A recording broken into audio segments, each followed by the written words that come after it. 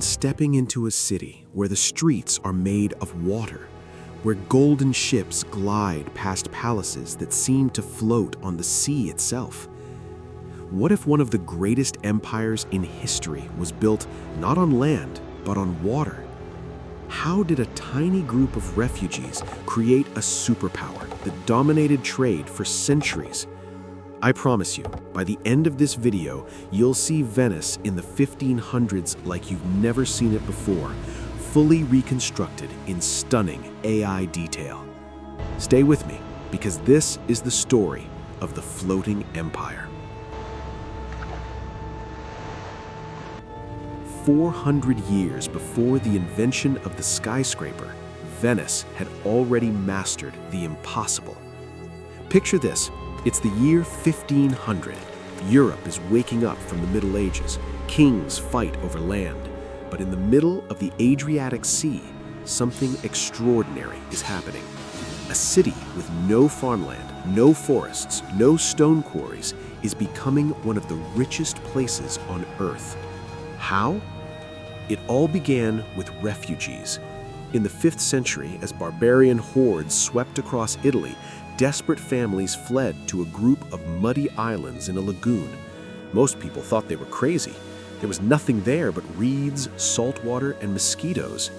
Yet, those refugees did something brilliant. They drove millions of wooden piles deep into the mud, each pile cut from ancient alpine forests and floated down rivers.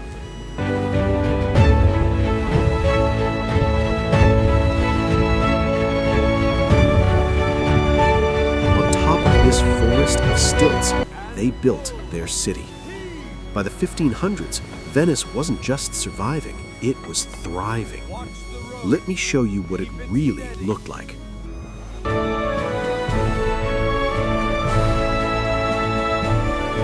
Welcome to Venice, 1500. Population around 150,000 people, making it one of the largest cities in Europe. The Grand Canal snakes through the heart of the city like a liquid highway. Palaces covered in colorful marble rise directly from the water. Gondolas and trading galleys weave between them. Look closer. Every building is a masterpiece of engineering. Because Venice has no solid ground, architects had to invent new ways to build. They used Istrian stone for the foundations, a rock so dense it doesn't absorb water. Above that, delicate brickwork and breathtaking facades. This wasn't just a city, this was an empire built on water. Did you know Venice had no kings or emperors? Instead, it was ruled by a complex republic, the oldest continuous republican government in the world at the time.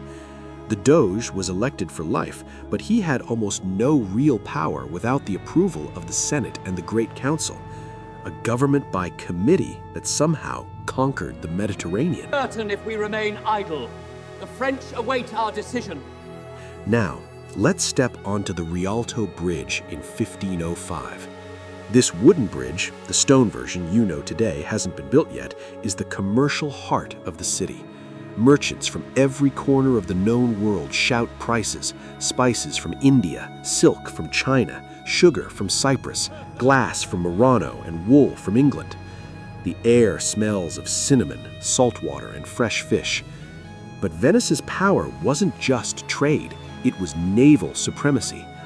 Their arsenal, the largest industrial complex in Europe before the Industrial Revolution, could build and arm an entire war galley in a single day.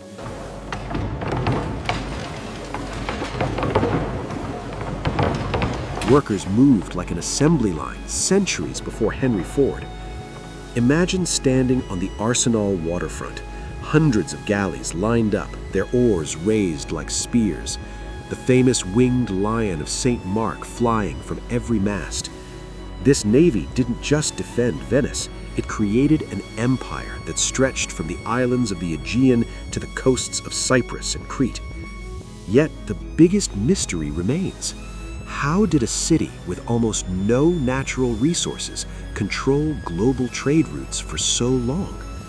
The answer lies in something most people never talk about: the secret weapon of Venetian power. Venetian merchants weren't just traders, they were master diplomats and spies. They maintained detailed intelligence networks across the Ottoman Empire, the Mamluk Sultanate, and even as far as Persia and India. They understood something revolutionary. Information is power. While other European powers were still fighting with swords and lances, Venice fought with ledgers, contracts, and superior ships. Their galleys were faster, their merchants more cunning, and their banking system more sophisticated than anything in Europe. The Venetian ducat was the dollar of its time, trusted from London to Alexandria. But danger was always lurking. The Ottoman Empire was rising. In 1453, they had taken Constantinople. Now they wanted the Mediterranean. War was coming, and Venice would have to fight for its very existence. Watch this. It's 1509. The League of Cambrai, a terrifying alliance of France, the Holy Roman Empire, Spain, and the papacy, declares war on Venice. Almost the entire European continent is against this tiny floating city. Most people thought Venice would fall. What happened next is one of the greatest military and diplomatic comebacks comebacks have agreed in history. to withdraw their Against forces all from odds, the mainland. Venice survived. Not just by brute force alone, but through brilliant diplomacy, strategic retreats, and the sheer resilience of its people.